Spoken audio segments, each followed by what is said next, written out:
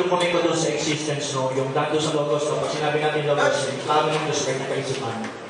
Tumatakbo po yun, panahon na tumatakbo sa kaisipan ng Diyos. Ngayon, yung sinabi ko kanina, yung ascension at saka descension, yung pag-akyat niya at saka yung baba niya, yung middle niya, merong ibig sabihin yan eh.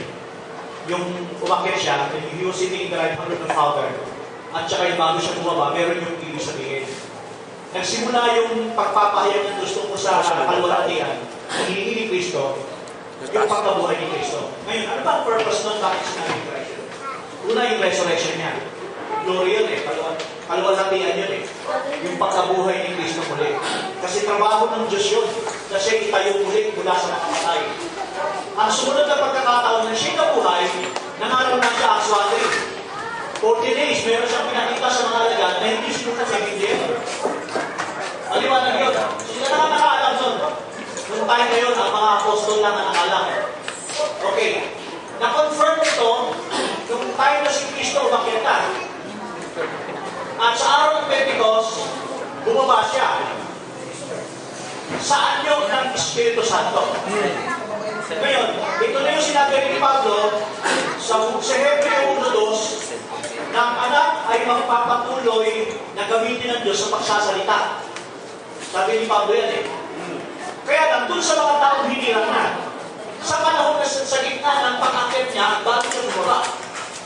Kung paano sinabi ni Kristo yung mga infallible fruits at nagpapakita siya ng mga kababalahan, itinuloy yun sa loob ng iglesia. At ang nakakaalam ng Lord, yung tunay na iglesia ng Panginoon. Okay? So, isa pa sa kaluwalhatiang pinapakita na sinasabi ko sa existence sa Logos ng Diyos, ano? Yung kaloob binigay sa Acts chapter 4, verse 7. Nang iniakit niya yung mga banal sa loob ng tipan, ibinaba niya ang kaloob. Ano na natin nyo sa 4:11? Ngayon, anong sumunod?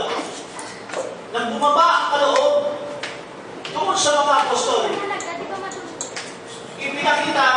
ibinapakita din sa kaluwalhatian ng Panginoon na sa gitna ng kapanahonan for 2,000 years, doon sa umpisa ng panahon ito, si Kristo ay magiging Pangulo bilang ulo. Bilang ulo. Pag sinabi ulo, si Kristo ang unang dinadatnan ng Logos ng Diyos, ng kapahayagan ng Diyos in everything, at yung sakop ng iglesia ay makakalam ito. Kaya sabi ni Pablo, kayo'y tatanggap ng kaisipan ni Kristo. Kaya hindi bahagi ng iglesia, hindi talaga tuntong sa kaisipan ng Diyos. Doon sa sinasabi ng Espiritu Santo. Kaya sa huling araw na ito, ang tunay lang na kinakausap ng Diyos ay yung may Espiritu ni Kristo. At nagsasalita si Kristo doon. Kasi sa iglesia, sabi ko nga, pagkabuhay ni Kristo, nagsalita siya for 40 days. Hindi siya pwedeng magtagal eh. Kailangan umakyat.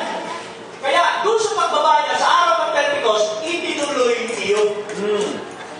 For 2,000 years, hanggang sa panahon po natin ngayon.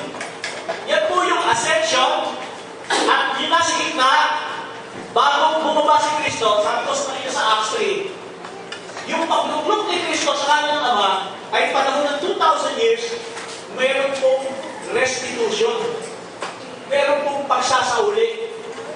Dumarating pala sa panahon na ang salita ang ipinag-uusap ni Kristo sa anyo ng Espiritu Santo, yung ipinangaral sa pamamagitan ng mga apostol. At sumunod na inihahayag ng anak ng Diyos ay panahon ng pagsasauli. Sa loob ito ng 2,000 taon. Sa pre-existence ni Christ,